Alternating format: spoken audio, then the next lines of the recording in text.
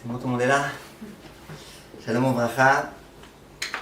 C'est un plaisir de me retrouver ici, dans cet nouvel appartement. J'étais venu il y a un an à peu près, quelque chose comme ça, dans l'ancien appartement. Et Baruch Hashem, de revenir pour donner des shiurim, c'est toujours une chose de très bonne. Surtout dans la famille de Madame Aviva, une famille pleine de Torah, de son mari, Baruch Hashem, pleine de Yirat Shamayim, pleine de Midot Tovot. Je suis venu donc pour donner ce cours, Bezrat Hashem Nirfouat Reuven Ben Chaim, Shekadosh Baruch Hu Yishach Refua Shelema, V'shagida El Nar Refanalo, El Nar Refanalo, El Nar Refanalo, Zchut HaTorah Yighen Ba'ado, V'chen Yiratzon et Nomar Amen. Et pour qu'on essaye de réfléchir ensemble à cette période qu'on est en train de vivre, qu'on essaye de se renforcer un maximum en Emouna et en Bitachon, et qu'on essaye de comprendre qu'est-ce qu'on peut essayer de faire pour avoir un peu moins peur. Est-ce que la peur, elle est nécessairement négative ou est-ce qu'elle a aussi malgré tout peut-être un aspect positif? Et que faire pour essayer de se raisonner un petit peu? Et comment vivre des événements tellement difficiles et douloureux? Mais tout d'abord, je voulais vous dire qu'on a du mérite. On a du mérite de vivre dans cette génération. Il y a des gens qui ont vécu dans des générations où il y a eu certes des difficultés, mais il n'y a pas eu des difficultés et des horreurs telles qu'on les a vécues cette année. Et pourquoi je dis que c'est un mérite de vivre pendant cette période-là? Parce que l'homme, il a été créé pour surmonter les épreuves. Akadosh Baruch Hu, il envoie des épreuves à l'homme, et l'homme, il doit les surmonter. Quand un être humain, il surmonte une épreuve, eh bien, il grandit. Comment on dit une épreuve en hébreu? Nisayon. Nisayon, ça vient du terme Nes. C'est quoi Nes? Quand on nous parle dans la paracha des serpents et qu'on dit qu'il fallait faire un grand serpent et le mettre en hauteur, on disait tu le mettras sur un Nes.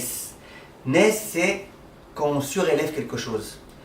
Ramim, ils disent que l'épreuve, elle surélève la personne, elle lui permet de progresser, elle lui permet de se rapprocher d'Akadosh Baruch Hu. Et il y a une épreuve qu'on est en train de vivre en ce moment, bien sûr beaucoup d'épreuves, et je ne parle même pas des personnes qui sont vraiment, en ce moment où je suis en train de parler encore à Gaza, que Akadosh Baruch Hu il leur donne une bonne santé, qu'il les libère rapidement, qu'ils aient une bonne santé physique, psychique, morale, etc. Mais nous, en tant que, j'allais dire spectateurs, bien qu'on n'est pas que des spectateurs, parce que malgré tout, c'est nos frères et c'est nos sœurs, mais malgré tout, une question qui peut se poser, qu'est-ce qu'on doit faire? Quelle est ici notre épreuve? Et la réponse qui est, à mon avis, certaine, en tous les cas l'une des épreuves, c'est qu'on a en ce moment une épreuve de Emouna. Akadosh Baruch Hu, il envoie une difficulté, pour plein de raisons qu'on ignore, mais entre autres, parce qu'il a voulu nous mettre face à une épreuve qui est l'épreuve de la Emouna. Nous tous. Et la question, c'est de savoir, est-ce qu'on va réussir à affronter, à surmonter cette épreuve, ou est-ce qu'au contraire, on va tomber? Si on a la capacité de réussir dans cette épreuve-là, eh ben on sera sorti grandi, on sera sorti beaucoup plus proche d'Akadosh Baruch Hu, et l'épreuve, elle aura servi, entre guillemets, à quelque chose, c'est à nous avoir permis de montrer à Akadosh Baruch Hu combien nous sommes proches de lui. Il y a dans la Emouna, quelquefois, un grand problème. C'est qu'on a tendance à croire que quand est-ce qu'on vérifie et qu'on juge notre niveau de Emouna? Quand tout va bien. Tout va bien, on a suffisamment d'argent, pas de problème de shlom bayit, tout va bien avec la belle-mère, et il n'y a pas de problème d'éducation. Bref, Alice au pays des merveilles. Et on a l'impression que là, c'est là que se teste, que se juge le niveau de Emouna qu'on a. C'est vrai, c'est pas complètement faux, c'est vrai. C'est vrai que quand quelqu'un il réussit beaucoup dans tous les domaines, eh ben, il y a aussi une épreuve de Emouna, à savoir est-ce qu'il va dire c'est grâce à moi, je suis le meilleur, je suis le plus fort, ou est-ce qu'il va comprendre que c'est Akadosh Baruch Hu qui lui a donné toutes ses réussites. C'est vrai, mais c'est pas là le principal test de la Emouna. Le test de la Emouna, c'est quand rien ne va. Quand vraiment ça va pas, et qu'il y a des difficultés, et qu'il y a des problèmes, qu'il y a ce qu'on appelle un Hester Panim, Akadosh Baruch Hu il voile sa face, on a du mal à comprendre des comportements de la part d'Akadosh Baruch Hu Kaviyachol incompréhensibles, inhumains. Et nous on est là, et on est face à une épreuve. Notre épreuve c'est de savoir est-ce qu'on va tenir dans notre Emouna, ou est-ce qu'au contraire on risque de lâcher. J'ai pas dit que toute cette épreuve elle est là que pour savoir c'était quoi notre niveau de Emouna. Mais ce qui est sûr c'est que l'une des choses qui nous concerne en ce moment, qui a cette épreuve, c'est d'essayer Bezrat Hashem de bien tenir dans notre émouna. Il y a un grand rave qui disait, on a l'habitude de dire que quand on vit dans des souffrances, il faut avoir de la émouna. Et c'est vrai, vivre lorsqu'il y a des souffrances sans émouna, c'est très très difficile. Le Rav il disait, mais quelquefois c'est différent. Parfois Hachem il envoie des moments difficiles pour tester notre émouna. Donc ne pas croire que c'est normal qu'avec toutes les difficultés qu'on perde un peu notre émouna, et que si on veut bien se sentir, eh ben, il faut renforcer notre émouna. Non, il n'y a pas que ça. On est face à un examen. De la même façon que pendant la Shoah, il y a des gens qui ont réussi à résister dans le Nisayon de la émouna. Il y a des gens qui sont morts al Kiddush Hashem en croyant à Kadosh Baruch Hu, et il y a des gens qui ont tout lâché. Là, dans la petite Shoah qu'on a vécue et qu'on est en train de vivre, que Bezrat Hashem rapidement, le Mashiach vienne, Berachamim Dolim, mais en tous les cas, on a une épreuve de émouna, il va falloir Bezrat Hashem qu'on soit capable de la surmonter. Ça, c'est la première chose qu'il faut comprendre. Donc, première chose qu'il faut comprendre, c'est pas que quand tout va bien qu'on voit la émouna, même quand ça va pas bien. Si quelqu'un, il a gagné 1 million de shekels et qui te dit, Gamzou et Tova, comprenez qu'il a un problème. Quand il a gagné 1 million, évidemment qu'il va dire Gamzou et Tova. Le problème, c'est quand il a perdu 1 million. Qu'est-ce qu'il va dire à ce moment-là? Ça, c'est le premier point. Et évidemment, il y a des niveaux de souffrance. Il y a des petites souffrances, il y a des grandes souffrances. Il est écrit dans le Passouk, « Le'agid baboker chasdecha, ve'emunatra balelot » Quand est-ce qu'on dit, on raconte ton chesed, toi, Kadosh Baruch Hu, baboker, le matin, quand il y a le soleil, quand tout va bien, quand il fait beau, quand on n'a peur de rien. Ve'emunatra, par contre, quand est-ce qu'on a besoin de emuna? Balelot, c'est dans l'obscurité, la nuit, qu'on ne comprend pas ce qui se passe. Quand on est dans la Hastara, chez Betor Hastare, on ne comprend plus rien. C'est là que doit intervenir notre Emouna. Emunatra balelot. Les Rachamim me posent une question. Ils disent, quand on parle de l'agid baboker chasdecha, n'est-ce pas? On dit, baboker, un matin. Le matin, je prononce la bonté que tu fais à mon égard. Et ta Emouna les nuits. On dit les nuits. Si on dit le matin, on devrait dire la nuit. Si on disait les matins, on dirait les nuits. Comment ça s'arrange? Rabbi Derman, il dit quelque chose de très puissant. Il dit, mais parce que justement, quand une fois ça va pas, mais qu'après c'est bon, ça va, tout va bien, eh ben on est facilement consolable. On n'a pas forcément besoin d'une très très grande émouna. Mais quand il y a des lélotes, il y a une obscurité, et puis ça va un peu mieux, et Aouda, encore une fois une obscurité terrible, incompréhensible, très très très douloureuse. Or c'est là que, de surcroît, on a besoin de la émouna. Donc première introduction, comprendre qu'on a un mérite, c'est difficile à dire, mais c'est la vérité. On a le mérite de pouvoir avoir un examen de haut niveau, un examen dans lequel c'est pas sûr que tout le monde va réussir, j'espère que si, Bezrat Hashem, un examen de Emouna. Et Rachamim me disent qu'on éprouve une personne que si elle a la force d'être à la hauteur de la difficulté. Donc c'est une difficulté, et c'est normal que ce soit dur, et c'est normal qu'on se pose un petit peu des questions. Mais ce qui est sûr, c'est que la conclusion, ça doit être qu'on se renforce en Emouna. Ça, c'est le premier point que je voulais vous dire. Deuxième point, c'est que il y a une autre épreuve qui se passe. Il y a une autre erreur qui se passe à propos de la Emouna. On a tellement été habitués aux histoires de Emouna et de Hashgacha Pratit, et qu'un Kadosh Baruch Hu, quand il fait quelque chose, c'est pour le bien, et que tout se finit finalement bien. Et puis je ne sais pas si vous connaissez le Rav Zaïd, vous avez entendu parler. Les histoires, Rav Zaïd, c'est un Rav israélien, à chaque fois tout finit bien. Mais des trucs tirés par les cheveux, mais finalement il s'avère que tout était pour le bien. On est tellement habitués à ça. On est tellement habitués aux histoires de la personne pendant 40 ans, elle n'a pas eu d'enfant, et finalement elle a donné de la tzaka, elle a eu un enfant. On est tellement habitués à ça, que nous, dans notre esprit, on a l'impression que la Emouna, c'est quand ça se finit bien. Que forcément, pour que la Emouna elle fonctionne, il faut que ça se finisse bien. Il y a même des gens qui, quand ils ratent un bus, et ils tapent à la porte, le chauffeur il refuse, les gens ils sont sûrs que le bus il va exploser. Et Mina Shamaïm qui ne sont pas rentrés dans le bus. Et puis ils écoutent les informations, alors quand est-ce qu'il va exploser? Et si finalement il n'a pas explosé, ils disent bon, Gamzou les Torah. D'accord? Je rigole un petit peu, mais je veux dire, on est rentré dans un truc comme ça. Si j'ai raté le bus, c'est forcément que c'est pour le bien. C'est pour le bien, c'est forcément qu'il va y avoir un grand problème. Non, c'est pour le bien, oui, mais ça ne veut pas dire qu'il y aura un problème, mais ça ne veut pas dire que tu comprendras pourquoi c'est pour ton bien, peut-être tu ne comprendras jamais. La Gemara, elle raconte une Gemara connue entre toutes de Rabbi Akiva.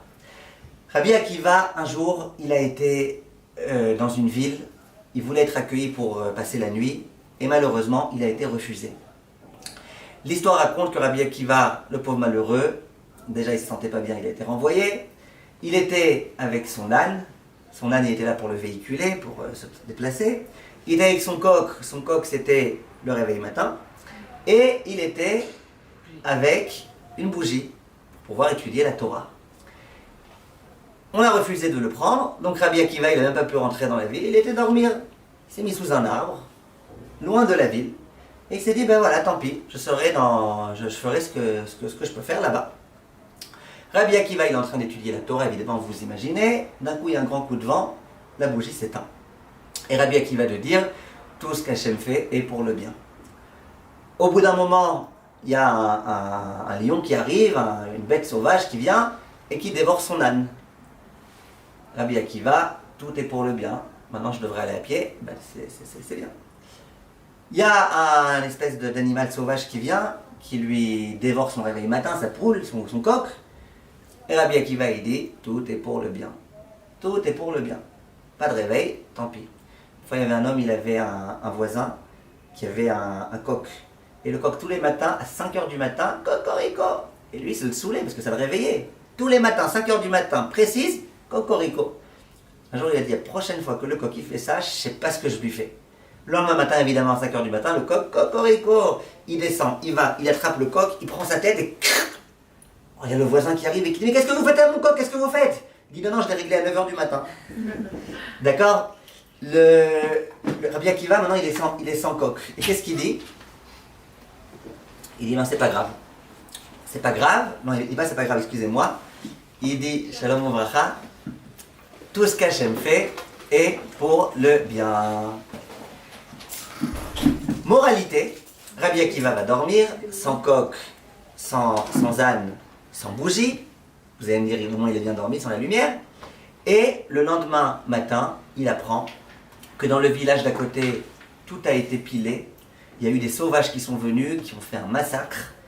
Aujourd'hui, on n'a plus besoin tellement de s'imaginer c'est quoi un massacre. Malheureusement, on l'a nous-mêmes vécu. Et Rabbi Akiva, il dit, ben voilà, j'avais bien dit que tout était les Torah. Si jamais j'étais resté dans la ville, eh ben moi aussi je serais mort comme eux. Et si jamais la bougie était restée allumée, les bandits, ils m'auraient attrapé. Et si mon coq avait fait cocorico à un moment qui n'était pas propice, pareil. Et si mon âne avait fait ian, etc. Rabbi Akiva, il a compris. Il a compris comment chaque chose était pour le bien. Vient Raphaël Shmulevitch et il dit, vous savez c'est quoi la chance qu'il a eu Rabbi Akiva? Que nous on n'a pas toujours. C'est qu'en l'espace de moins de 24 heures, il a compris comment tout était pour le bien. Il n'a pas attendu de comprendre pour le dire. Et depuis le début, tout ce qui se passe est pour le bien. Mais en l'espace de moins de 24 heures, il a réalisé comment effectivement tout était pour le bien. Dit Raphaël Shmulevitch, nous dans nos vies, c'est pas toujours comme ça. Parfois ça nous prend 1 an de comprendre comment telle chose était pour le bien. Et parfois ça prend 2 ans, parfois ça prend 10 ans, parfois ça prend une éternité, parfois on ne comprendra jamais. Mais il n'empêche que tout ce qu'Akadosh Baruch Hu fait est pour le bien. Et ça, il ne faut jamais l'oublier. Troisième introduction. Elle consiste à poser une question toute simple. C'est quoi la différence entre Emouna et Bitachon? Vous remarquez quand vous écoutez des cours de Torah, souvent on parle de Emouna. En tout cas en France, on ne parle pas beaucoup de Bitachon, on parle surtout de Emouna. Vous êtes arrivé en Israël, vous entendez des cours de Torah, on commence à parler d'un nouveau concept qui est celui du Bitachon. Peut-être en France aussi, vous connaissiez. C'est quoi la différence entre Emouna et Bitachon? Qui est-ce qui peut me dire? Bitachon, c'est lié à battoir. Et Emouna? Les Amin. C'est croire. C'est moins fort. Alors c'est quoi la différence? Bitachon, il est plus fort. Il est plus fort, quoi. C'est battoir que... C'est quoi? La Emouna, c'est de façon générale, c'est de croire, exactement. En pratique, comment on nous dit de faire, mais Bitachon, c'est comment on le rentre en nous, peut-être. Il a fait. Le Chazon Ish, il donne une définition très précise. Il dit, la différence entre Emouna et Bitachon, c'est comme la différence entre Halacha et Halacha les Maaseh. Je peux vous faire un cours de Halacha et vous parler de plein de choses et vous dire, mais regardez, quand vous serez dans votre cuisine, ne tenez pas compte des conclusions que j'ai dit, parce que moi je suis pas un rave, je suis pas posé Halacha, je sais pas. Je peux vous dire ça. Ou alors je peux vous dire, je vous fais un cours, tout ce que je vous dis aujourd'hui, c'est Halacha les Maaseh. Chaque chose qui sort de ma bouche, vous pouvez vous reposer dessus et faire ça dans vos cuisines. Emouna, dit le Chazon Ish, c'est quoi? Emouna, c'est croire. Ça veut dire dans ma tête, je sais, je suis convaincu parce qu'Hachem fait pour le bien. je suis convaincu que si Hachem m'a créé, c'était pas pour me casser les pieds. Donc s'il m'a créé et qu'il m'a fait du mal, entre guillemets, c'est que c'était, d'une certaine façon, pour le bien. Ça, c'est dans l'ordre de l'intellect. L'intellect, c'est Emouna. Et c'est déjà très important de savoir quelle doit être notre Emouna. Parce que comment je vais réussir à vivre la Emouna si je ne sais même pas ça doit être quoi mes ambitions en matière de Emouna. Mais Bitachon, c'est le vécu. Bitachon, c'est vivre avec ça, c'est ressentir cette chose-là. Pour vous donner un exemple que le Chovat Alvavot donne. Le Chovat Alvavot, il dit un jour, il y avait un homme qui était très très très très riche. Et toute sa richesse, elle se trouvait dans des bateaux qui étaient dans les océans. Un jour, malheureusement, il y a eu des graves naufrages. Les 7 bateaux, d'un coup, ils ont coulé. Et la grande question, c'était de savoir comment on va faire savoir à ce monsieur. Parce que vous savez que les mauvaises nouvelles, si on les annonce d'une façon trop brutale, c'est dangereux. Il paraît que les bonnes nouvelles aussi, il ne faut pas annoncer de façon trop brutale, surtout quand les personnes elles ont des problèmes de cœur. Il faut aller doucement. Une fois, il y a un monsieur, il avait des problèmes de cœur, il était en plus très âgé, et il a joué au loto. Et toute sa vie, il jouait au loto et jamais il gagnait. Jamais de la vie, il gagnait. Et puis un jour, il a joué au loto, il a gagné le grand prix, c'était des millions. Alors ils se sont dit, les enfants, mais comment on va lui annoncer? Si on annonce cette bonne nouvelle d'un coup, il risque de mourir. Ils ont été voir le médecin, qu'est-ce que vous conseillez? Le médecin, il dit, écoutez, je vais aller moi lui informer de la nouvelle. Le médecin, il vient, il dit au monsieur, voilà monsieur, on a une bonne nouvelle à vous annoncer. Dites-moi, si je vous disais que vous allez gagner 1000 shekels, qu'est-ce que vous feriez avec?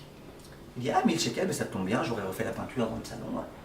Il dit, si je te dis que tu avais gagné 20 000 shekels, et il commence comme ça à lui dire, il dit, si je te dis que tu avais gagné 100 000 shekels, et si je te dis que tu avais gagné 1 million, bon, 1 million déjà, j'aurais acheté un autre appartement et tout.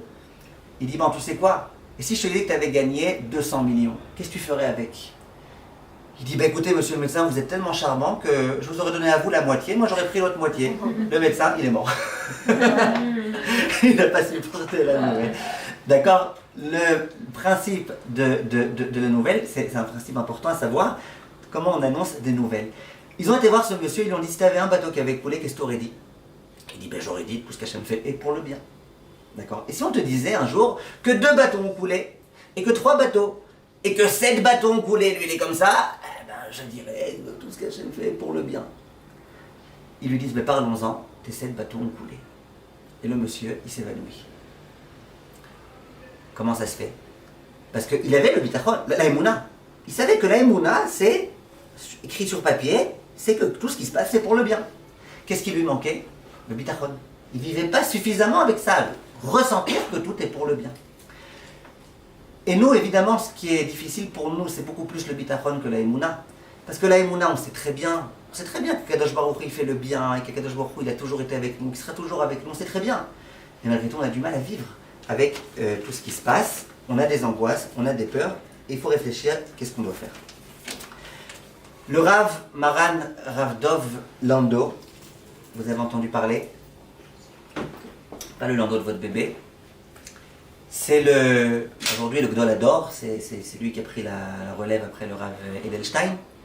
Depuis le début de la guerre, il dit, moi ce que je vous donne, ce que je vous demande, j'ai une ségoula pour Be'ezrat Hashem, qu'on soit tous épargnés. La ségoula, c'est de dire le Mizmor Tzadik Aleph des Teilim. Tzadik Aleph, Yoishev Beseter Elion, Betzel Shada Yitlonan. Et Rav Lando, il a dit, et tous ses élèves l'ont répété, et ils ont beaucoup insisté sur le fait que le Gdol Ador, il demande en ce moment que tous les jours, on essaye un maximum de fois de lire le Teilim Yoshev Beseter Elion. Question, pourquoi? Quel rapport? Et est-ce que ce Teilim, ça peut être aussi une ségoula pour nous retirer nos peurs, nos angoisses? Qu'est-ce qui se passe exactement? Alors, il faut comprendre une chose. Le soir du Seder de Pessah, quand on commence la Haggadah, on dit au tout début, Shelo echad bilvad, amad alenu lechalotenu. Il n'y a pas que Paro qui a voulu nous anéantir. Lo echad bilvad, pas un seul. Et là, chez Bechol Dorvador, omdim alenu lechalotenu. Dans toutes les générations, il n'y a pas une génération, dites-moi, une génération dans laquelle on a eu une paix royale. Il n'y a pas une génération. Bechol Dorvador, dans chaque génération, omdim alenu lechalotenu, nos ennemis, ils se dressent pour nous anéantir. Ve'akadosh baruchu matzilenu mi adam. Et Akadosh baruchu, il nous sauve de nos ennemis. Donc déjà, c'est pas neuf. Et ça s'est passé depuis la Shoah, c'est la première fois que c'est arrivé une chose pareille, Nahon, mais c'est pas nouveau. Qu'on ait des ennemis qui veulent nous tuer, qui veulent nous faire du mal, qui veulent nous anéantir complètement, qui ne rêvent qu'à en finir avec nous, c'est pas nouveau. Va'akadosh baruch hu matzilenu mi-adam. Moi je me pose la question en train de lire le soir du Seder la Haggadah. On est censé convaincre nos enfants de la beauté d'être juif et du plaisir que c'est d'être juif et tout.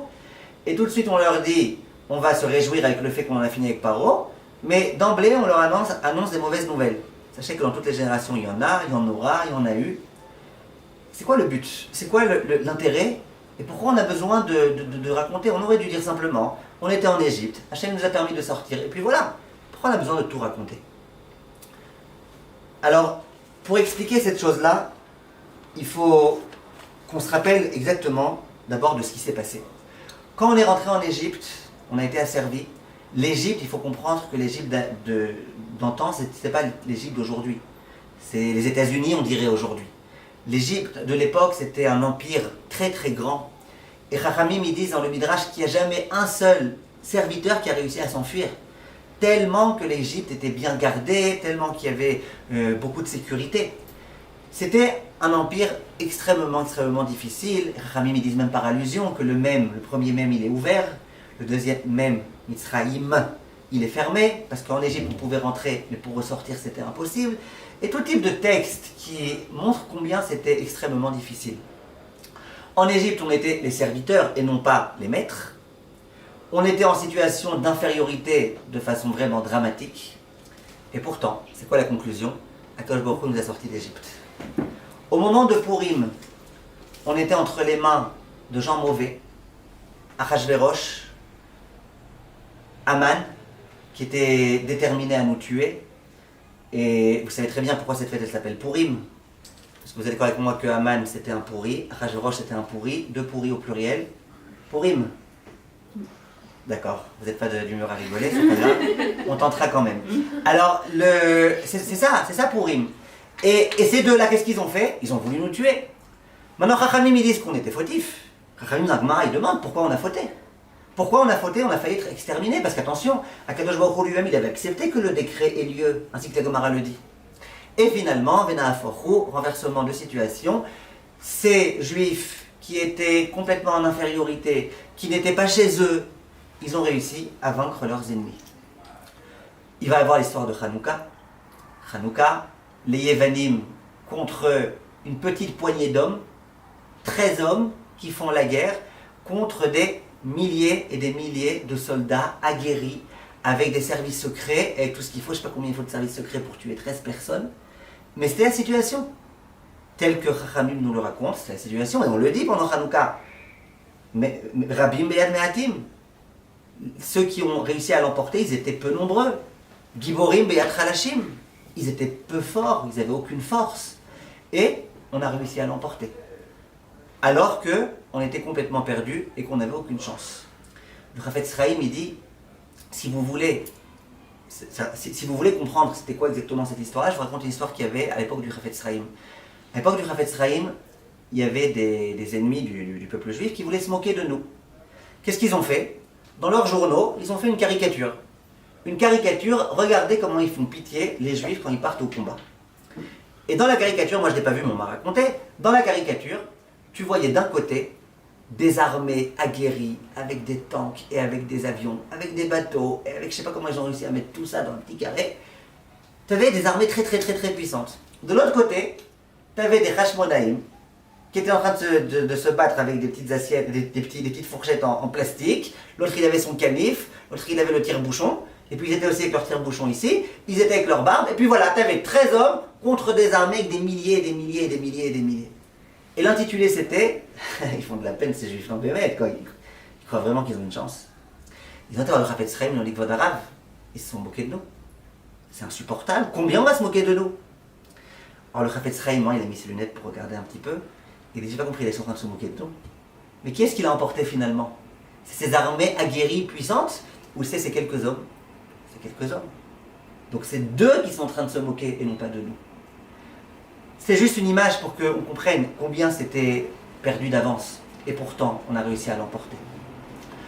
De façon beaucoup plus récente, au moment où il y a eu la guerre des 6 jours, J'ai entendu ce vendredi soir un homme qui parlait, un rave, et qui disait que quelques jours avant la guerre des 6 jours, lui, il étudiait dans une yeshiva au Maroc, et à un moment donné, il a été dans un magasin qui vendait tout type de choses, entre autres, il vendait des journaux. Et il y avait un journal sur lequel, c'est quelques jours avant que la guerre explose, il y avait déjà beaucoup de tensions et tout.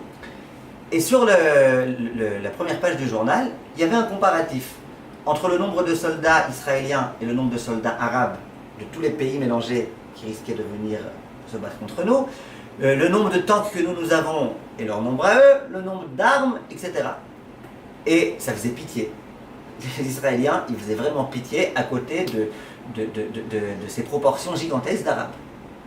Et le vendeur, de dire donc à ce Bachour Yeshiva qui racontait, aujourd'hui il a la barbe blanche et tout, il raconte et il dit, le vendeur il lui a dit alors, vous êtes perdus vous les juifs, hein? Ah, vous avez aucune chance, ben, vous voyez bien, hein? Regardez. Et il y a eu Baruch Hashem un miracle.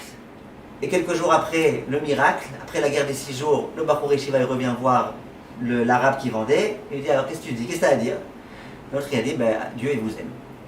Ça veut dire qu'à nouveau, c'était complètement impossible de l'emporter. Tout le monde savait très bien que c'était perdu d'avance. Il n'y avait aucune façon physique et stratégique d'expliquer quoi que ce soit. Mais il y a eu un miracle. Dans toutes les générations, on a été spectateurs de miracles qui étaient vraiment tous de l'ordre du miracle, dans lesquels on n'avait aucune chance, et dans lesquels, malgré tout, on a réussi à l'emporter. Et nous, le soir du Seder, on vient voir nos enfants, et on leur raconte un petit peu toutes ces choses-là. Pourquoi c'est tellement important de raconter toutes ces choses-là? Pourquoi c'est tellement important? Pourquoi nos enfants ils ont besoin d'entendre ça? Et pourquoi nous, au jour d'aujourd'hui, on a besoin de se rappeler de tous nos ennemis et de toutes les fois où on a failli y passer? Et la guerre de Kippour, j'en parle pas. Et où finalement il y a eu un renversement de situation. Pourquoi on a besoin de se rappeler de tout ça? En fait, il y a une idée qui est très très importante et que j'aimerais partager avec vous. Et qui va nous expliquer comment faire pour affronter les difficultés de la vie, comment faire pour avoir du courage face aux difficultés, comment affronter les épreuves. Dans Shmuel Aleph, on nous raconte qu'il y a Goliath. Goliath, c'était le grand ennemi, le guerrier redoutable des Pélishtim. Goliath, il est venu, il a dit au peuple juif, regardez, on va faire un combat. Qui vous voulez, moi de toute façon j'ai aucun problème, vous amenez qui vous voulez face à moi, et on va voir c'est qui le plus fort. Israël était obligé de choisir quelqu'un. Les gens, dès qu'ils ont vu Goliath, ils ont eu super peur. Et à un moment donné, il y a David qui arrive. David, c'était un petit jeune. Il arrive, il voit Goliath comme ça, il dit ouais, toi tu me fais peur, toi. Et Goliath qui le regarde comme ça. Et Goliath, il était, depuis son plus tendre âge, il a fait la guerre, il était habitué à faire la guerre. David Ameller, lui, à part étudier la Torah, il ne savait rien faire d'autre. Et David Ameller, il dit ben voilà, moi je vais partir au combat. Shaoul, il lui dit mais tu peux pas, toi t'es jeune, lui c'est un guerrier super habitué, tu peux pas. Et là, David Ameller, il prend la parole. Écoutez ce qu'il dit à Shaoul. Vayomer David el Shaoul. Donc je vous lis dans les mots. Roé aya avdecha le aviv betson. Il dit tu sais moi, le petit jeune là, eh ben un jour j'étais un berger, le berger de mon père. Uba hari ve'et adov. Et un jour il y a un lion qui est venu et il y a un ours qui est venu. Khamim ils disent les deux ils sont venus au même moment. Venassa seme'aeder. Et ils ont dévoré un agneau du troupeau. Moi le petit gamin, un lion, un ours, ils sont venus. Veyatsati acharav. Il dit ben moi je ne suis pas laissé avoir, hein, qu'est-ce que vous croyez? Je suis sorti. Veikitiv. Et je l'ai frappé. Veitzalti mipiv. Et j'ai réussi à retirer l'agneau de la bouche de ses fauves. Vayakom alay. Et donc lui il s'est dressé. Et moi qu'est-ce que j'ai fait? Virzakti bizgano. Je l'ai attrapé par sa barbe, la barbichette de l'ours. Veiketiv. Vehemetiv. Et j'ai réussi à le tuer. Je lui ai donné un coup avec la barbe comme ça, paf, et je l'ai tué. Et après, il reprend encore une fois Haouda.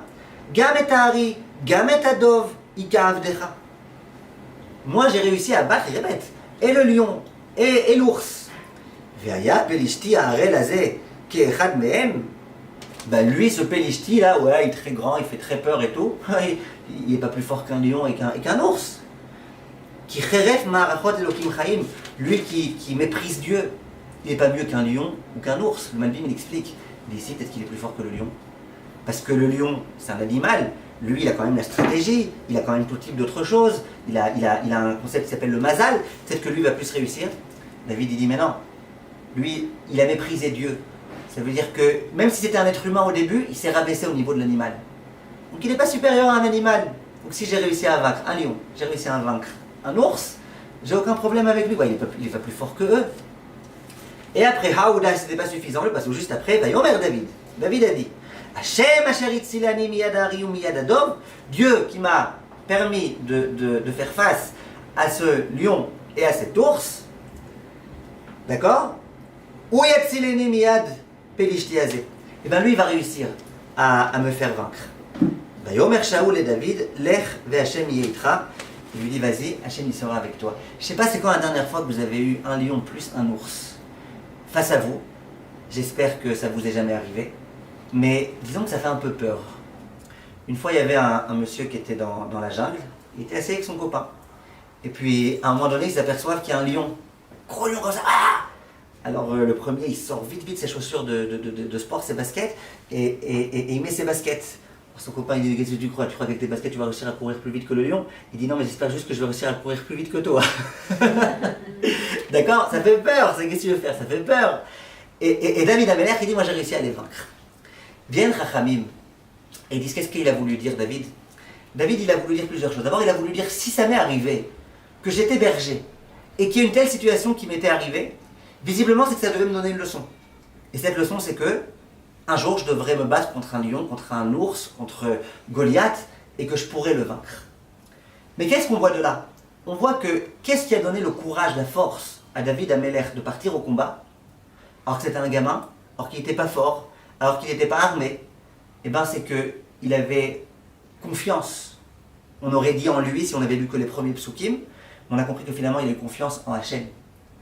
Et qu'est-ce qui lui a permis de se rappeler qu'il a confiance? Eh bien, l'expérience. Parce que c'est une chose de dire, bon, Hachem est là, et de dire, quand j'étais malade là, Hachem y était là. Et quand j'ai eu ce souci, Hachem y était aussi avec moi. Et quand il y a eu tel problème, Hachem y était avec moi. Et de vivre cela, ça nous redonne, ça nous renforce en Emouna. Quand le peuple juif, il vient et il rappelle, il y a eu les Égyptiens, et voilà ce qu'ils sont devenus. Il y a eu plus tard les Grecs, voilà ce qu'ils sont devenus. Il y a eu les Perses, et voilà ce qu'ils sont venus. Saddam Hussein, et voilà ce qu'il est venu. La guerre des 6 jours, voilà ce qu'ils sont devenus. On a quand même une histoire assez riche, qui est pleine d'exemples dans lesquels, alors qu'on était inférieur, on a réussi à l'emporter.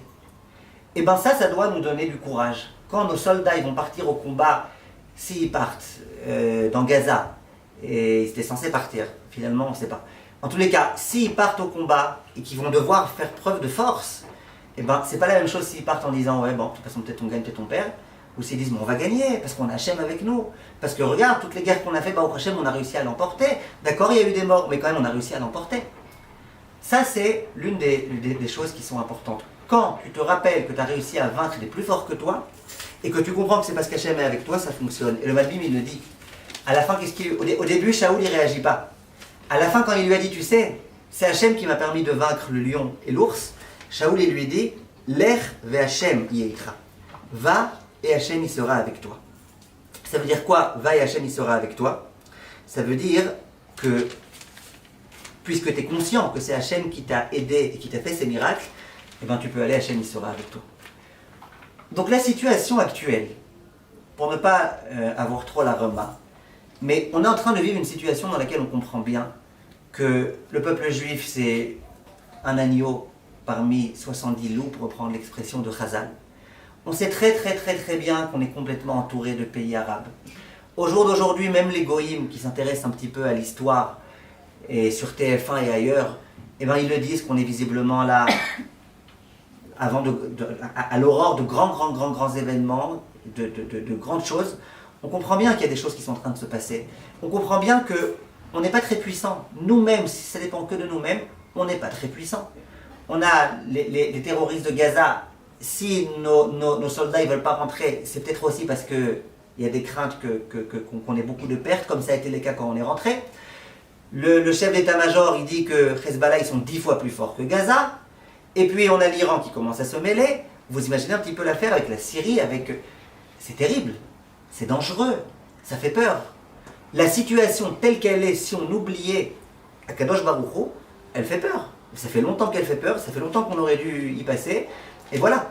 Aujourd'hui, il n'y a rien de nouveau par rapport à ce qu'il y a eu il y a 60 ans. Il n'y a rien de nouveau. Simplement, nous, on n'était pas habitués à ça. On était habitués à une Israël forte. Et maintenant, on a été pris par surprise et on a été faible. La question, c'est qu'est-ce qui se passe? Et on doit se renforcer en se disant, le même peuple juif qui a toujours survécu, malgré les vicissitudes et les difficultés et les massacres qu'il y a eu dans toutes les générations, il continuera. Quand on lit le Hallel, qu'est-ce qu'on dit dans le Hallel? On dit Kol goïm sevavoni, beshem Hashem ki amilam. Tous les peuples, ils sont autour de moi, mais moi je vais mentionner le nom d'Hachem et on va les vaincre. Ça veut dire quoi? Ben, regarde une carte, un globe, regarde une carte. Tu vas voir, Kol goïm sevavoni. Tu as toutes les nations tout autour d'Israël, plein de pays qui ne nous sympathisent pas tellement, qui sont autour de nous. Qu'est-ce qu'on va faire? Le jour où ils vont tous faire la guerre contre nous, qu'est-ce qu'on va faire? Beshem Hashem qui amilam. Eh ben, on va mentionner le nom d'Hachem et Hachem il va nous aider. Après on continue et on dit Sevavouni, Gam Sevavouni. Pas simplement ils sont autour. Demande à Khamim, c'est quoi ils sont autour. Ça va, tu pas la peine de bégayer, c'est quoi ils sont autour. Non, ils sont autour, c'est pas simplement qu'ils sont autour de la terre d'Israël, mais que dans la terre d'Israël c'est hermétique. Même dans la terre d'Israël, ils sont avec nous, dans nos villes, dans Yehuda Veshomron, ils peuvent casser la barrière en 2 minutes et faire partie d'Israël, ils travaillent dans nos rues, ils travaillent dans nos maisons. Ils sont partout nos ennemis. Sevavouni, Gam Sevavouni. Ah, c'est quoi la solution? Beshem Hashem qui a mis là. On répète exactement les mêmes mots. Hashem il va nous aider à les vaincre. Et après on continue. Qu'est-ce qu'on dit? Sevavouni Kidvorim. Ils sont comme des abeilles. Ah, c'est vrai, ils sont comme des abeilles. On sait que le propre de l'abeille, c'est qu'au moment où elle pique quelqu'un, après elle meurt. Donc elle pique et elle meurt. Disrachamim, nos ennemis, très souvent, c'est comme ça. Ils savent très bien quand ils vont nous faire un attentat, que tôt ou tard, on va les attraper. Je ne parle même pas des kamikazes de l'époque, mais ils vont se faire attraper. Ils savent très bien, finalement, qu'on va les tuer. Mais ils sont comme l'abeille. L'essentiel, c'est qu'ils nous aient fait mal. Ils sont prêts à mourir pour nous tuer. Et ils le disent. Une fois, il y a l'un des représentants du Hamas qui avait dit il y a plusieurs années, il avait dit nous, on aime la mort comme vous, les Juifs, vous aimez la vie. Imaginez un petit peu l'expression. Nous, on aime la mort. Nous, on meurt. Al-Kidouche, je sais pas quoi, on meurt. Donc, qu'est-ce qu'on fait? Tu as des abeilles face à toi, elles sont nombreuses ces abeilles-là. Les Nara pour eux, ils sont nombreux. Donc tu as des abeilles, elles sont prêtes à te tuer, même si elles savent qu'elles vont mourir, elles sont suicidaires, et elles viennent quand même. Ah, qu'est-ce qu'on va faire? On est fichu. Beshem Hashem, qui a mis l'âme, 3e fois, en 3 psukim, on répète, on va mentionner le nom d'Hachem, et Hachem va nous aider. La situation aujourd'hui, elle est que, on comprend tous très très bien, qu'il n'y a bichlal pas de quoi s'inquiéter parce qu'on est avec Hachem. Et si jamais il n'y a pas d'Hachem, si Hachem n'était pas avec nous, c'est terrible. Hier, j'entendais qu'il y a des habitants de Ofakim et de Netivot qui étaient dans des hôtels jusque-là, dans des endroits un peu moins craignos, et qui ont été renvoyés. On leur a dit, écoutez, Ofakim ne fait pas partie du Hotef Haza. Il y a des gens qui ont plus besoin que vous, des gens du nord, des gens du sud, donc vous devez rentrer à la maison. Et ces gens-là, ils supplient, mais je vous en supplie, mais ne faites pas ça. À Ofakim, ils sont rentrés les terroristes, on a des voisins qui ont été assassinés, nous-mêmes on été cachés, on entendait les bruits. Ne nous faites pas ça, nos enfants, ils ont peur. Encore dans les hôtels, on avait des assistantes sociales et tout. Ne nous faites pas ça. Et la réponse, on ne peut pas. Il y a d'autres urgences, il y a des urgences plus importantes, on ne peut pas. Et voilà comment une mère, elle raconte, elle dit, je suis rentrée à la maison, à l'endroit où il y a eu à Ofakim le meurtre. Ma fille, je lui demande d'aller accrocher la lessive, elle ne veut pas sortir de dehors parce qu'elle a peur. Et qu'est-ce qu'ils ont fait au moins pour assurer les enfants? Ils leur ont distribué des toffim. Petits bonbons. Pas au moins un bazooka. Petits bonbons. La situation est difficile, donc qu'est-ce qu'ils peuvent faire? Ils peuvent rien faire. Qu'est-ce qu'ils peuvent faire? On est un petit pays, on n'est pas nombreux. De tous les côtés, il y a des ennemis. Qu'est-ce qu'on peut faire? Eh bien, on ne peut rien faire. On a Kadosh Baruch Hu qui est avec nous. Et ça, c'est la grande leçon. Et quand le soir du Seder, on dit, tu sais, en toutes les générations, il y a des ennemis, et il y a eu, et il y en aura. C'est pas censé nous mettre la remarque, on est le soir du Seder de Pessah, on n'est pas à Tisha B'Av. Chez les Sfaradim, le soir de Pessah, eh ben on est joyeux. Et chez les Ashkenazim aussi. C'est bien le soir du Pessah, on est joyeux. Pourquoi on est joyeux? Parce que ça nous réjouit. Ça nous réjouit de savoir qu'on a eu des ennemis et qu'Hachem était avec nous. Et qu'on aura des ennemis et qu'Hachem sera avec nous. Tant qu'on sait qu'Hachem est avec nous, eh ben on peut être à peu près tranquille. Question. Comment on fait? Et là j'en reviens à la Ségoula du Rav Dov Lando. Qu'est-ce qu'on fait pour vaincre? C'est quoi le secret du peuple juif? Comment on peut expliquer tous les miracles qu'il y a eu? Comment c'est possible? Alors, là, j'aimerais vous dire un secret. Il y a écrit dans le Magen Avraham, vous savez que tous les Motzei Shabbat, les hommes, les femmes, je ne sais pas combien le récitent ce texte, mais les hommes, ils récitent le fameux Shir Shel Pgaim, le fameux Teilim Tzadik Aleph, 91. On le récite. Et avant de le réciter, on dit le pasouk qui est juste avant. Vi Noam Hashem Elokeinu Aleinu Masenu Kohenenu Masenu Kohenenu. Et le dernier pasouk qui est Orer Yami Masbieh Uvari Ubishuati, on le répète 2 fois. Au lieu de le dire qu'une fois comme il est écrit, on le répète encore une fois. Vient le Magen Avraham et il dit c'est quoi cette histoire-là? Pourquoi tous les Motzei Shabbat d'abord on doit dire ce Teilim et pourquoi répéter 2 fois le dernier pasouk? Qu'est-ce qui se passe ici? C'est bizarre. Vient le Magen Avraham. Maintenant que vous compreniez, quand je parle du Magen Avraham, c'était l'un des très très très grands décisionnaires. C'est un rav qui s'amusait pas du tout à faire des guimatriotes. J'ai pas le souvenir d'une fois il nous fait des guimatriotes. C'était pas un rav qui aimait faire tout type de combinaisons et de racheter votes. C'était un rav très très rigoureux en matière de halakha. Et bien là, regardez ce qu'il nous ramène. Il dit Matzati batashbatz. J'ai trouvé dans le Tashbetz. Tashbetz c'était un des Rishonim, c'était aussi un rav hyper sérieux. Siman Resh Nonchet. Que pourquoi on récite ce Mizmor? Il dit c'est très simple. Le Mizmor, vous ferez l'exercice après, il contient 125 mots. D'accord? Le Mizmor de Yoshev Beseter Elyon, il contient plus précisément, il contient 112 mots. Le Mizmor lui-même, 112 mots. Quand on rajoute le pasouk d'avant, Vi Noam Hashem Elokeinu Aleinu Masenu Kohenenu, ça fait combien? Ça fait encore 12. C'est un pasouk de 12 mots. Donc ça fait combien? 124. Et grâce au fait qu'on répète le dernier pasouk de 5 mots, qui est Orer, Yamim, Asbieh, Uvareh, Ubishuati, on arrive à combien? À 129. Vous avez fait le calcul, c'est bon? 129. Et le Teilim lui-même, souvent quand on fait des calculs, on compte le Teilim lui-même, on arrive à 130. Et c'est quoi 130? 130, c'est la valeur numérique du mot Ha-Kohanim. Vous ferez l'exercice après. He, Kaf, He, Nun, Yud. Même, faites la valeur numérique, ça arrive à 130. Bon, très joli. Et alors, quel rapport avec Motzei Shabbat? Pourquoi il faut arriver à 130? Pourquoi à Kohanim? Et je vous répète qu'on a affaire à des rabbanim d'un très très très grand sérieux. Et là, il donne le secret. Il dit les filles chez Kohané Hashmonae. Parce que les Kohanim Hashmonaïm, les 13 Hashmonaïm, à l'époque de Hanouka, Ayu Olchim la Milchama, quand ils étaient au combat contre ces armées tellement terrifiantes, Amrou Zain Peamim Vinoam, Ushte Peamim Pasuk Orech Yamim Asbieh Uvareh Ubishuati. Ils ont dit 7 fois, en chaîne comme ça, en boucle, le Mizmor Yoshev Beseter Elyon Betsel Shaddai avec le Vinoam, et à la fin ils ont répété aussi le Orech Yamim Asbieh Uvareh Ubishuati. Venitzrou. Et ils ont réussi à l'emporter. Donc c'est pas pour rien que sûrement dans vos familles, après avoir allumé la Hanoukia, il y a une coutume de réciter 7 fois le Yoshev Beseter Elyon, et on dit que c'est quelque chose qui protège beaucoup et tout. Mais même le Motzei Shabbat, on veut avoir la réussite, qu'est-ce qu'on fait? On fait ce Mizmor. La camarade dans la Masechet Shvuot Daf Tetvav, vous savez comment on appelle ce Mizmor? Shir Shel Pgaim. C'est le chant qui protège de toutes les choses qui peuvent me faire du mal. Donc ce chant-là, il vient protéger de toutes choses mauvaises. Shir Shel Pgaim, c'est le Mizmor 91. Et qui est-ce qui l'a dit? C'est les Kohanim.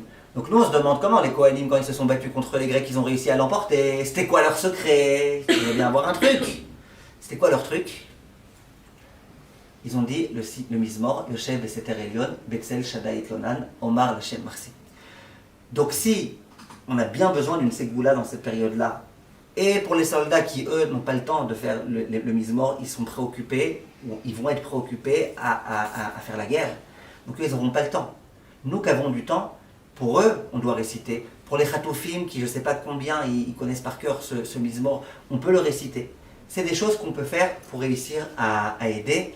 Ça, c'est Chachaim qui disent. Et le Rav Rosenblum, il a ramené, je l'ai vérifié, il ramène à un bout de rame. Le bout de rame, il dit quelque chose d'encore plus intéressant. Il dit Kol haotiyot yeshbo.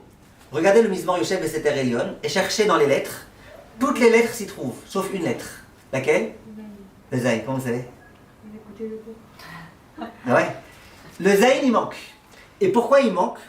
Il dit le Aboudraham, Veomer Bamidrash, Shekol haomro eno tsarich likli Zayin. Zayin, ça veut dire une arme. Donc la lettre Zayin, ça veut aussi dire une arme. Il dit toute personne qui lit ce passouk, il n'a pas besoin de Klezaïn, il n'a pas besoin d'armes. Qu'est-ce qu'il a? Il a mieux, il a ce mizmor-là. Comment ils ont fait les Hashmonaïm pour l'emporter sans armes? Ils avaient ce mizmor-là. Ce mizmor-là, celui qui le récite, il n'a pas besoin d'armes. Aujourd'hui en Israël, presque tous les citoyens, ils ont envie d'avoir un revolver. Vous savez, aujourd'hui avec Ben Gvir et tout, il y a des demandes pour pouvoir avoir une protection sur toi. Il y a même des femmes qui veulent avoir. Alors bon, ils posent des questions, ils demandent est-ce que tu as déjà essayé de te suicider? Il faut répondre non, si vous voulez avoir une chance de l'avoir. On vous demande combien de fois vous avez assassiné des gens. On vous demande est-ce que vous êtes marocain ou pas. Bon bref, on vous pose... Non, si vous êtes marocain, ils vous le donnent tout de suite pour pas avoir affaire à vous. Ouais. Et immédiatement, les gens, ils ont besoin de ça, ça les rassure. Et à nouveau, l'Aïchtadlout, il faut la faire. Mais là, le Abu Draham, qui était l'un des Rishonim, il dit celui qui dit ce mizmor, il n'a pas besoin de revolver. Il n'a pas besoin. Il a ce mizmor avec lui. Alors, ce qu'il faut essayer de comprendre, comment ça marche. Quoi, c'est qu'une ségoula? S'il y a une question? Ah ouais, je voulais savoir c'était quoi le... C'est 91? 91. Alors, comment ça marche, cette ségoula? Comment ça marche? Comment ça fonctionne? Alors, j'aimerais, Bezrat Hashem, que vous ne fassiez pas simplement que la ségoula en tant que ségoula, de lire comme ça et de vous balancer, mais j'aimerais qu'on comprenne un tout petit peu ce qui est écrit dans ce Teilim. C'est un Teilim qu'on va réciter, qu'on doit réciter, et ça vaut le coup de comprendre ce qu'on dit. Moi, personnellement, quand je l'ai étudié, ce Teilim, il y a plusieurs années, avec les commentaires, j'ai vu combien il est beau. Avant, je le lisais comme ça rapidement, quand on faisait 7 fois devant la Hanoukia, je le récitais 7 fois. Jusqu'au jour où j'ai compris vraiment ce qu'il dit, ce mizmor-là, j'aimerais rapidement le voir avec vous. Yoshev Beseter Elion, Betzel Shaddai Itlonan. Donc on dit celui qui est assis dans l'abri de Dieu, dans le refuge de Dieu, Betzel Shaddai Itlonan, et qui se trouve dans l'ombre de Dieu. Donc ce mizmor, il nous parle de l'être humain, du juif, qui est dans l'abri de Dieu, mieux que le miklat, mieux que le mamad. Il est dans l'abri de Dieu. Omar Lachem Marsi. Bon, ce qui est très intéressant dans ce mizmor, c'est que parfois, on parle dans moi je dis, et d'autre part, on dit toi tu. Donc il n'y a pas de concordance des temps, il faut comprendre. D'une part, on dit Omar Lachem Marsi, moi je dis, après on dit tu, de quoi on parle?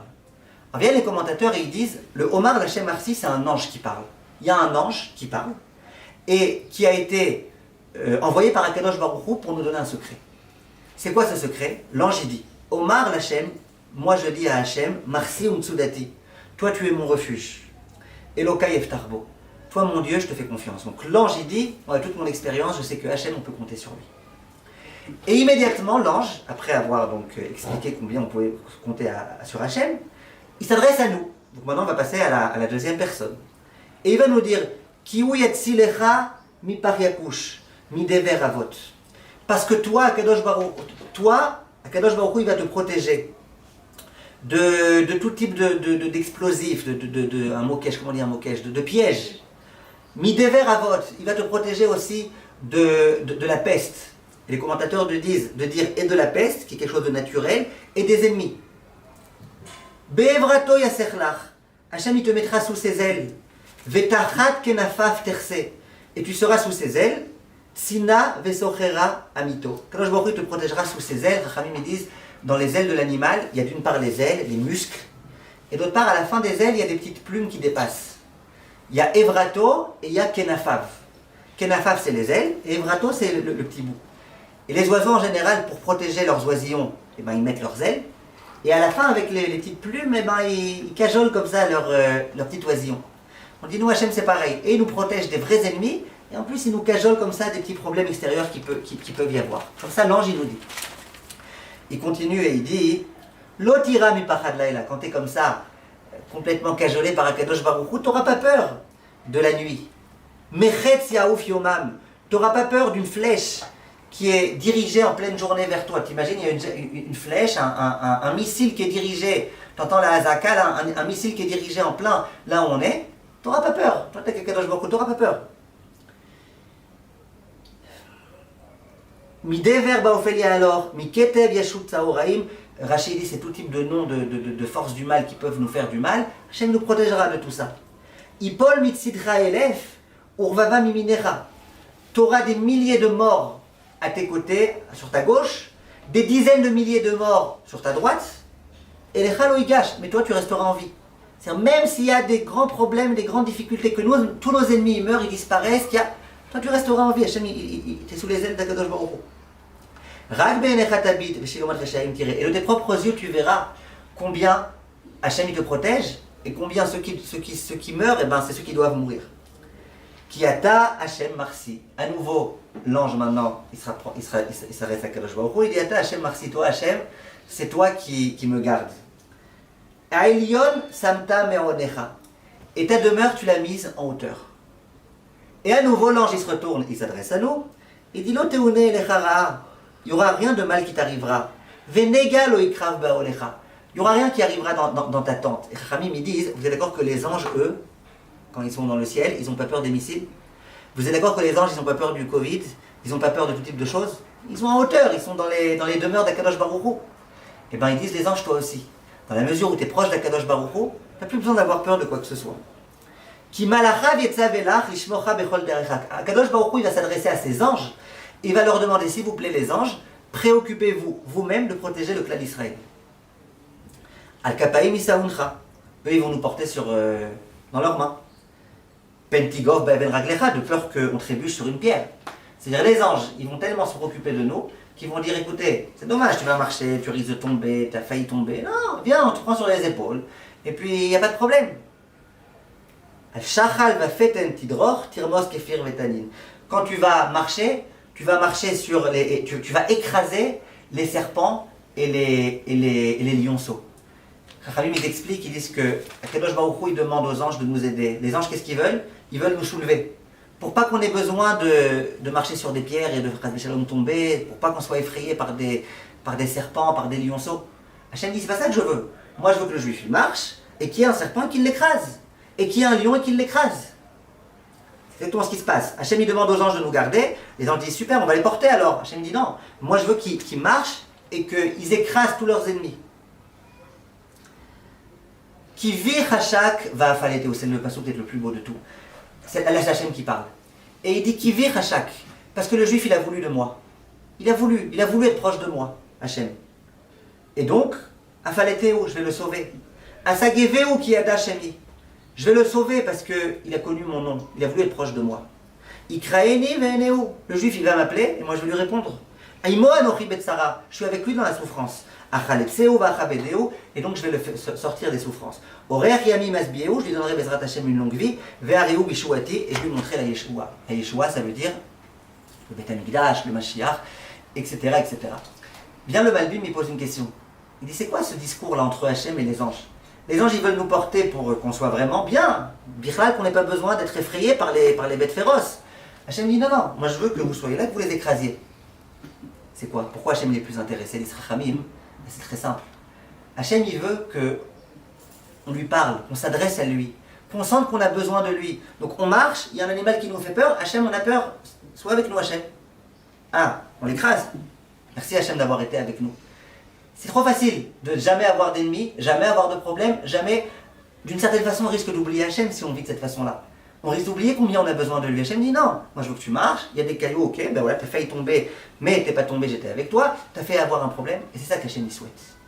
Ça c'est le chant qui s'appelle le chant des Pgaïm, et c'est la grande ségoula pour l'emporter. Et pourquoi? Parce que c'est un chant, comme vous le voyez, qui est Kulo Emuna. Dans tout ce chant-là, on comprend bien, moi je peux rien faire, c'est Hachem. Hachem il me protège, Hachem il est avec moi, Hachem il me permettra d'éviter les flèches et les missiles de mes ennemis, Hachem il me permettra d'éviter les catastrophes naturelles, il me permettra d'éviter tous les problèmes, les animaux féroces. Ce chant, c'est un chant dans lequel on se remet entre les mains d'Hachem. Et quand on se remet entre les mains d'Hachem, on n'a plus besoin d'armes.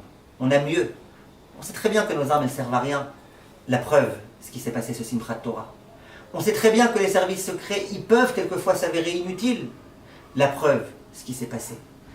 Je ne dis pas qu'ils font rien et je ne dis pas qu'ils ne sont pas nécessaires. Baruch Hashem, hier, il y a eu un très très grave attentat qui a été déjoué en dernière minute par des avions qui ont tué des Mechablim dans l'Yehuda et Shomron, alors que ça faisait des années et des années qu'il n'y avait pas eu d'hélicoptère qui attaquait Yehuda et Shomron, parce qu'il y avait des terroristes qui avaient prévu de faire quelque chose. Bien sûr que les services secrets, ils ont joué leur rôle à ce moment-là. Mais on voit très bien, on a vu ce qui s'est passé Simchat Torah, qu'on ne peut pas se reposer sur ça. Impossible. On peut se reposer que sur Akadosh Baruch Hu. Et quand on se repose sur Akadosh Baruch Hu, ça fonctionne. Moi, je vais vous lire un secret. Il y a quelqu'un qui m'a raconté, un ami à moi. C'est un ami, c'est un Américain. Et le pauvre, il a eu pas mal de soucis dans sa vie, de soucis d'ordre psychologique. Aujourd'hui, il va très très bien, Baruch Hashem. Mais dans sa vie, il a eu des soucis. Et donc, il en a vu, lui, des psychologues, des psychiatres, des psychanalystes, et des machins, etc. Aujourd'hui, il est très bien, vous le voyez, vous parlez avec lui, au contraire, il est très intelligent, il comprend très bien le... Mais à l'époque, en tous les cas, il a été. Et un jour, il m'a dit, tu me crois si tu veux ou pas, mais moi, je te dis la vérité.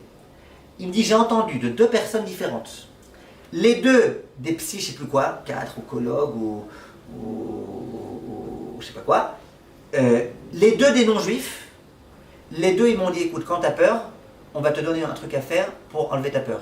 Tu prends les psaumes, tu lis le psaume 91, mais pas tu lis rapidement, ils ne croient pas, c'est goulotte les goïms. Tu lis, tu comprends ce que tu dis, et tu verras, tu seras rassuré. Des goïms, pas des juifs, des goïms, j'imagine des goïms croyants évidemment, mais des goïms, ils lui ont dit, à ce juif-là, lui c'est un juif, ils lui ont dit, écoute, tu veux retirer tes peurs, lis ce Teilim. Donc non seulement ce Teilim, c'est un Teilim qui est plein de Emouna, c'est un Teilim qui permet de se rappeler de ce qui se passe sur terre, que c'est Akadosh Baruch Hu qui fait, et en plus, c'est un Teilim qui permet de retirer la crainte. Parce que la peur, il faut bien qu'on comprenne, la peur, elle vient quand on commence à perdre notre émouna. Il y a la peur instinctive. Vous être la femme qui a le plus d'émouna du monde, si d'un coup je tape très fort sur la table sans vous prévenir, et ben, à part avoir cassé la table et m'être cassé la main, vous allez sursauter. Pourquoi? C'est normal, Karabrak la émouna, c'est normal, oui. Il y a une peur qui est une peur normale, c'est normal. Et quand un soldat, même s'il a beaucoup d'émouna, il a un terroriste face à lui qui est en train de lui tirer dessus, évidemment qu'il a peur. Il y a des peurs qui sont naturelles, qui sont normales. Mais il y a des peurs quelquefois qu'on cultive et dont on sait très bien d'abord qu'elles ne nous servent à rien. On sait très bien qu'elles sont néfastes. On sait très bien qu'elles ne nous rapprochent pas de Dieu. Et on sait très bien que c'est des peurs qui sont des peurs qui proviennent d'un manque de émouna. J'aimerais, Bezrat Hashem, très rapidement pour me diriger vers la conclusion, vous expliquer ce que je veux dire. Un jour, le Khatan Sofer, quand il était enfant, le soir du Seder de Pessah, son père, il a voulu qu'il pose des questions. Vous savez, il y a écrit que c'est bien que le père, il fasse en sorte que le fils, il pose des questions. Pourquoi? Comme ça, le fils, il pose la question, et le père, il a le devoir de raconter la Haggadah de Pessah. Le père du Khatan Sofer, il essaye de faire des choses bizarres pour que le fils, il pose des questions. Il amène des salades à table qu'on n'est pas censé amener, il fait des choses, et puis il met un chapeau de clown, et il fait plein de choses. Et Khatan Sofer, il reste comme ça, derrière son père. Il est très intelligent, le Khatan Sofer. Alors il y a ceux qui étaient à côté, je sais pas si c'était ses frères, ses sœurs, sa mère, je sais pas. Ils lui disent, mais dis-moi, tu vois pas là qu'il y a des choses bizarres, je sais pas, papa il faut que tu poses une question. Et là le fils il dit, à là-bas, moi on m'a toujours appris que papa, on pose pas de questions. Quand papa il fait quelque chose, on pose pas de questions. Aujourd'hui il y a un chant qui a été fait à là-bas, lo shoalim she'elot, à là-bas, lo shoalim she'elot. D'accord, je vous l'ai fait en avance rapide. Sur papa, on ne pose pas de questions. À Kadosh Baruch Hu, le premier problème qu'on a, c'est que tout de suite, on a besoin de comprendre. On a besoin de comprendre exactement ce qui s'est passé. Qui a dit qu'on est obligé de comprendre? Il y a des choses qu'on ne comprend pas. Comme je disais l'autre jour au cours, il y a un philosophe qui disait, si tout ce que Akadosh Baruch Hu, tout ce que Dieu, lui il appelait ça Dieu, si tout ce que Dieu faisait, je le comprenais, eh bien moi je ne croirais pas en un tel Dieu. Ça veut dire quoi? Qu'est-ce qui fait que je crois en Dieu? Parce que je crois que Dieu il est supérieur à moi. Supérieur, c'est-à-dire qu'il a plus de force que moi, qu'il a plus d'intelligence que moi, qu'il a plus de stratégie que moi, qu'il voit beaucoup plus loin que moi. J'ai un ami qui m'a dit, moi quand je vais voir un gadol, je m'attends à ce qu'il me dise des choses que j'arriverai pas à comprendre. Parce que si je comprends tout ce que le gadol il me dit, c'est pas un gadol, c'est mon ami, il est comme moi. Alors à quoi ça sert que j'aille le voir? Un peu pareil, quand je viens voir Dieu, les Avdil, quand je viens voir Dieu, si je pense qu'il faut que je comprenne tout ce qu'il fait, ça veut dire que quoi? Que je me suis pris pour un Dieu. Il ne m'intéresse plus ce Dieu. S'il est aussi grand que moi, je connais mes petitesses, il ne m'intéresse pas. Par définition, Dieu, on ne peut pas comprendre. Comment on dit dans les Zmirot de Shabbat, Lou yichye gevar shenin alfin, même si l'homme y vivait 1000 ans, la yeol gevurtar bechush benaya, il ne peut pas réussir à comprendre les calculs divins. C'est quelque chose qui nous dépasse et on doit comprendre qu'on ne peut pas tout comprendre. Et c'est pas grave. C'est pas grave, on sait que c'est pour le bien, comment on n'en sait rien. On n'a pas besoin de comprendre tout. Si on croit que c'est pour le bien, c'est déjà très bien. On n'a pas besoin de tout comprendre. Le Chafetz Chaim il disait un jour, il y a un homme qui rentre au Beth Knesset. Et c'était un homme qui arrivait toujours en retard. Donc il arrivait en retard, mais après au moins il restait jusqu'au bout de la tefila. Il y a un autre homme, lui il arrivait toujours à l'heure, vraiment, à l'heure, bidiouk à l'heure, c'était un yéké. Mais par contre il sortait plus tôt. Il dit, et les deux, un jour ils ont été voir leur Rav, ils ont dit, écoutez Rav, dans le Hashrio Vetecha qu'on récite tous les jours, il y a un truc d'incompréhensible. Alors le Rav il dit, pourquoi? Il est très facile à comprendre, Hashrio Vetecha. C'est plus facile que le Mizmor 91. Très facile, qu'est-ce qu'il y a? Le premier il dit, non, je comprends pas. Celui qui arrive toujours en retard, il dit, je comprends pas. À chaque fois que j'arrive au Beit Knesset, j'entends qu'on dit, Et kol oavav et kol arshaim yashmid. Et kol oavav et kol arshaim yashmid. Hachem il va tuer tous ceux qu'il aime et tous ses ennemis. Qui va tuer tous ses ennemis? Je comprends, mais pourquoi ceux qu'il aime? Et l'autre il dit, mais moi j'ai une autre question complètement contraire. À l'inverse, celui qui partait en avance. Il dit, on dit Shomer Hachem et kol oavav et kol arshaim. Hachem il garde tous ceux qu'il aime et tous les rechaim. Mais pourquoi? Le Rav il leur a dit, écoute, espèce d'idiot, au lieu de partir, écoute le passouk jusqu'au bout. Tu verras qu'après on dit Vet kol arshaim yashmid. Et toi arrive un peu plus tôt. Tu verras qu'on ne dit pas Et kol oavav et kol arshaim yashmid. On dira Shomer Hachem et kol oavav et kol arshaim yashmid. Vous comprenez? Ça veut dire que si tu ne sais pas où mettre la virgule, tu ne sais pas où mettre le point et le point virgule, eh ben tu n'as aucune chance. Nous on ne peut pas comprendre parce qu'on n'est pas Dieu. On arrive dans un monde, on ne connaît pas tout le projet d'Akadosh Baruch Hu, comment il a prévu que toute l'histoire, elle arrive à sa fin d'une façon très précise. On ne comprend rien. Et il n'y a pas de problème de dire qu'on ne comprend rien. Alors on aime bien comprendre, mais on ne comprend pas Dieu. Ça c'est le principe de Alaba lo shoalim she'elot. Sur Akadosh Baruch Hu, on ne pose pas de questions. On sait que tout est ordonné et ordonnancé de façon précise. Il y a un autre jour, il y a un homme qui rentrait à la synagogue. C'était un invité. Et il voit que le Gabaï, quand il fait monter à la Torah, il dit alors Rishon Yahamod, un tel, à Kohen. Le deuxième, un tel, le Lévi. Le troisième, un tel, le quatrième, un tel, le cinquième, un tel, le sixième, un tel, le septième, un tel. Monsieur, il a eu un mal de tête et il a dit mais il est bizarre votre Gabaï chez vous. Quoi, il fait monter les gens de façon tout à fait aléatoire? C'était ni selon l'ordre alphabétique, c'était ni selon les chaises. Il est bizarre, mais c'est de la folie. Quoi, c'est-à-dire qu'à chaque fois de façon aléatoire. Le truc a dit, espèce d'idiot, tu comprends pas. Il a incarné le Gabaï. Et puis, il sait qu'il faut que chaque mois, tout le monde monte. Donc, ce jour-là, il fait monter un tel, et il note. La fois d'après, il fera monter des gens qui, aujourd'hui, ne sont pas montés. Tout est calculé, tout est voulu, mais toi, tu es un invité. Tu viens d'arriver aujourd'hui, tu repars monter Shabbat. Tu sais pas comment ça marche chez nous. Eh bien, c'est exactement ça, l'idée que Chachamim, ils ont essayé de nous enseigner. Il faut donc comprendre que le juif qui ne comprend pas tout. Il y avait un Rav qui a vécu de nombreuses années à Admor. Et un jour on lui a demandé c'est quoi ton secret pour vivre tellement longtemps?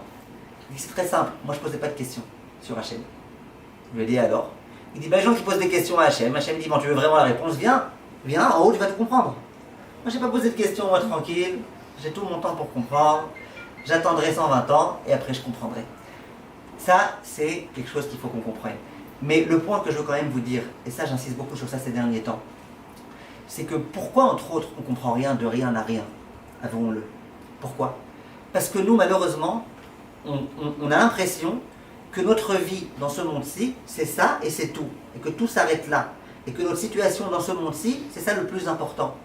Et on oublie malheureusement souvent, on devrait se rappeler 24 heures sur 24 le fait qu'on n'est pas là pour ici. On est là pour l'Olam Haba. L'Olam Haba, c'est ça la finalité, c'est ça le top. Le plus beau, c'est l'Olam Haba. Ici, c'est rien. Ici, on est là parce qu'on... Akadosh Baruch Hu, il aurait voulu nous donner l'Olam Haba directement. Mais c'est d'ici, on les amène directement là-bas, ils vont avoir honte. Ils vont avoir des cadeaux tellement beaux qu'ils n'ont rien fait. Il faut qu'ils travaillent un peu. Et bien, il y en a, Hachem, il a décidé qu'il fallait qu'ils travaillent pendant 70 ans pour mériter l'Olam Haba et pas avoir honte. Il y en a, en 10 ans, ils ont réussi à faire ce qu'ils ont à faire. C'est comme ça. Le Rambam, il a écrit une lettre à un élève dont son fils était mort à un âge très, très prématuré. Il lui a dit « Heureux celui qui arrive à finir, à compléter ce qu'il a à compléter dans sa vie, rapidement. » Nous, on est là pour compléter ce qu'on a à compléter. Donc si on doit mourir à tel âge, eh ben, c'est très bien, de toute façon, ça nous est égal. Tout ce qui nous intéresse, c'est l'Olam Haba. Ici, c'est juste un moyen de pouvoir accéder au Olam Haba. Et ça, on l'oublie malheureusement. On l'oublie. Qu'est-ce qui fait qu'on a tellement peur? Eh ben, s'il y a un til qui tombe et qui nous tue, on est bien d'accord qu'on a de la Emouna. Et on est bien d'accord que s'il y a un til qui tombe chez moi, c'est que je devais mourir. Et on est bien d'accord que si je devais mourir, c'est que ça a été décidé à Rosh Hashanah et Yom Kippour. Et on a bien compris que c'était pour le bien. Tout ça, c'est des choses qu'on connaît. Même si on ne le vit pas encore bitachon, au moins Emouna, on l'a. Donc de quoi on a tellement peur? Si on sait que le plus important, c'est l'Olam Haba. Alors en général, on a peur. De quoi on a peur? On a peur qu'on ne soit pas prêt au Olam Haba. On a peur qu'on meure avant qu'on se soit suffisamment élevé. Nachon. Mais on sait que celui qui meurt, Al-Kiddush Hashem, celui qui meurt parce qu'il est juif, comme les 1400 personnes qui sont mortes l'autre jour, et bien ces personnes-là, elles auront droit au Olam Haba. Dans tous les cas, elles auront droit au Olam Haba et une grande place au Olam Haba. Donc il n'y a même pas besoin tellement de s'inquiéter que si Hachem il décide qu'on meurt, on meurt. C'est-à-dire, qu'est-ce qu'il y a de tellement angoissant? Vous allez croire que j'ai fait plusieurs tentatives de suicide et que vraiment, en dernier recours, je viens vous partager ma déception que ça n'ait pas marché. C'est faux. Je n'ai pas fait de tentative de suicide. Un jour, il y a un homme qui a voulu faire une tentative de suicide et ça n'a pas marché. C'est normal, au lieu de mettre la corde ici, il l'a mise ici. Bon, ça n'a pas marché. Mais à un moment donné, il a fait tchouva, il s'est dit, mais c'est bizarre quand même, je suis fou. Moi j'ai voulu me suicider, je suis fou. Je suis fou. Il a été voir son rave. Il dit, écoutez, Kvodara, moi je sais pas, j'ai voulu me suicider, maintenant je m'en veux beaucoup, je veux faire teshuva, qu'est-ce que je dois faire? Alors le rave, bon, c'était un rave un peu comme ça. Il lui dit, écoute, tu vas rentrer à la maison, tu vas ouvrir un chumash, et puis la première page là où tu arrives, le passouk là où tu arrives, c'est ce qu'il faut que tu fasses. Le monsieur est tout content, il rentre à la maison, il prend un chumash, Bli Ainara Mishamaim, le chumash qu'il prend, c'est le chumash qui parlait justement de la mitzvah de la teshuva, et puis il ouvre sur la page exactement qui parle de la teshuva. Simplement, le manque de bol, il ne savait pas lire l'hébreu, le monsieur, et il avait une Bible très mal traduite. En hébreu, il y avait écrit « Tu feras teshuva », en français, il y avait écrit « Repens-toi ».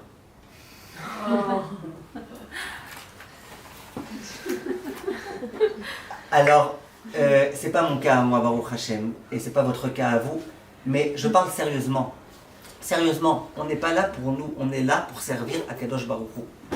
Et nous, notre grand kiff, on l'aura dans le Olam Haba. Et dans le Olam Hazé, on est juste là pour faire ce qu'Hachem attend de nous. Ce qu'on peut faire, on doit le faire le mieux. On doit le faire le mieux, bien faire nos Teilim, bien faire le Yoshev, Beseter Elion, bien faire du Chesed, bien faire tout ce qu'on peut faire, on le fait de la façon la meilleure. Il faut prier pour nos soldats, on prie. Il faut prier pour être nous-mêmes protégés, on le fait. Il faut lire le Teilim pour être nous-mêmes protégés, on le fait. On fait tout ce qu'on peut. Parce qu'Hachem, il attend de nous nishtadlout. C'est pas parce qu'il a décidé que je vivrai cette année que si je fais la grève de la faim, que je vais rester en vie. Il faut que je fasse ma nishtadlout. Donc j'ai ma nishtadlout à faire. Mais s'inquiéter de quoi s'inquiéter? S'inquiéter de quoi? De quelle façon on a compris que quand on a Hachem avec nous, on n'a pas de quoi craindre? De quelle façon on a compris? On vous a dit oui, mais on a peur parce que les soldats ils vont rentrer, on a peur qu'il y ait des morts. C'est vrai que ça fait peur, et c'est une peur qui est normale, et c'est une peur qui est légitime, et c'est une peur qui est normale. Et grâce à cette peur, on va pouvoir prier beaucoup plus pour eux, beaucoup plus du fond du cœur, c'est normal. Maintenant, est-ce qu'on doit s'inquiéter de façon à être complètement inhibé, perdre toute notre émouna? Mais non. Ces soldats-là, s'ils meurent, eh ben, ils iront à la Maba directement. Directement, parce que Kadosh Baruch Hu, il les attend. Directement. Et leurs femmes, elles risquent d'avoir du mal, nachon. Mais on est là pour ce monde, le monde futur.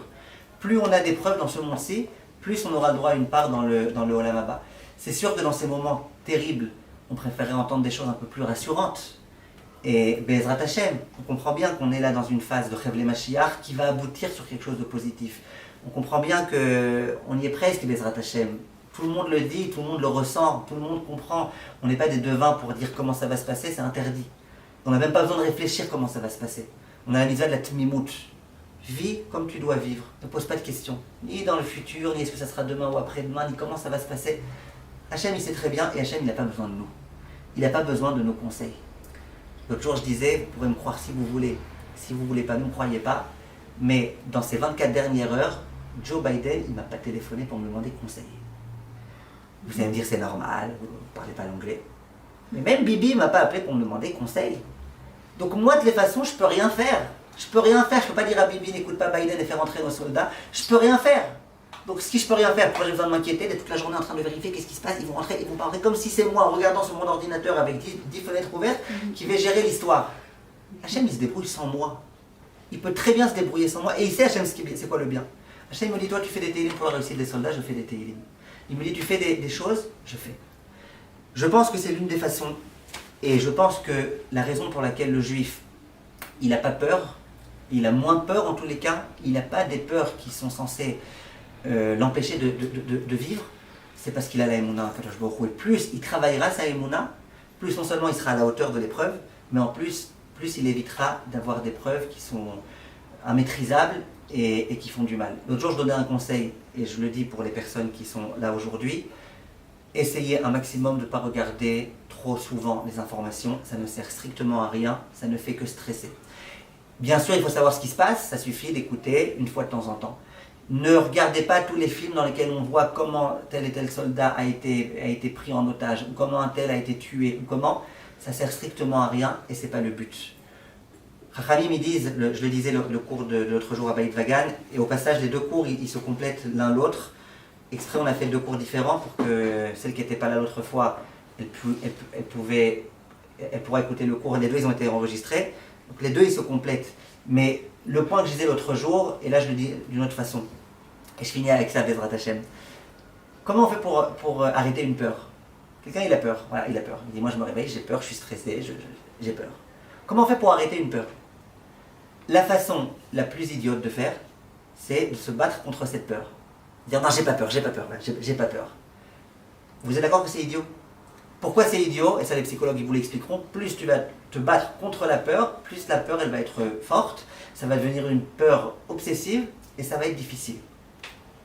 Vous avez toutes dû entendre parler de cet exercice. Si vous voulez, je vous propose qu'on le fasse maintenant. Fermez vos yeux s'il vous plaît pendant 30 secondes. Et... non, c'est obligé, fermez vos yeux. Et pensez à tout ce que vous voulez, sauf un éléphant rose.